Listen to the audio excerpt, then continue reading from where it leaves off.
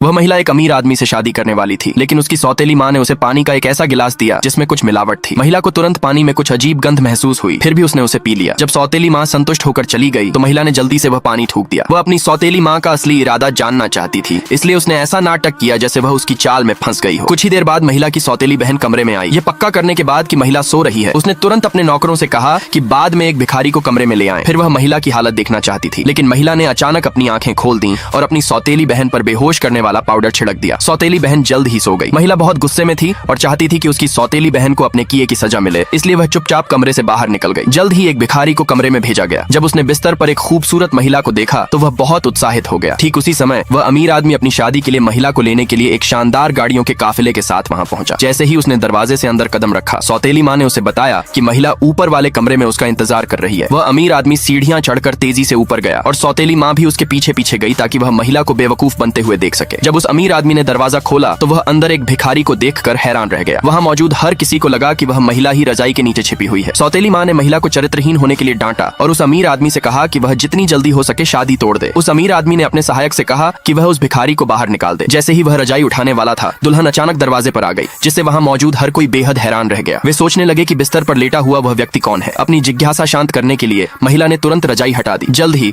सौतेली बहन का चेहरा सबके सामने आ गया। सौतेली माँ यह देखकर बेहद हैरान रह गई और उसे समझ नहीं आ रहा था कि उसकी अपनी बेटी वहां कैसे पहुंच गई। सौतेली बहन चिल्लाकर कहने लगी कि उस महिला ने उसे फंसाया है, लेकिन महिला ने इस बात से साफ इनकार कर दिया। उस अमीर आदमी ने गुस्से में उनसे पूछा कि उसकी शादी में एक भिखारी क्या कर रहा है। महिला के पिता ने तुरंत कहा कि यह सब बस एक गलतफहमी थी, लेकिन उस औरत ने सौतेली माँ की सारी बुराइयां सीधे सीधे बता दी और कहा कि उस दिन जो कुछ हुआ था वह उसे सबके सामने ले आएगी। सौतेली बहन तुरंत ही जमीन पर गिर पड़ी और अपने माता पिता से मदद की भीख मांगने लगी। सौतेली माँ ने तुरंत उस औरत से पूछा कि उसे क्या चाहिए और उस औरत ने बिना किसी हिचकिचाहट के उनसे मुआवजे के तौर पर 10 मिलियन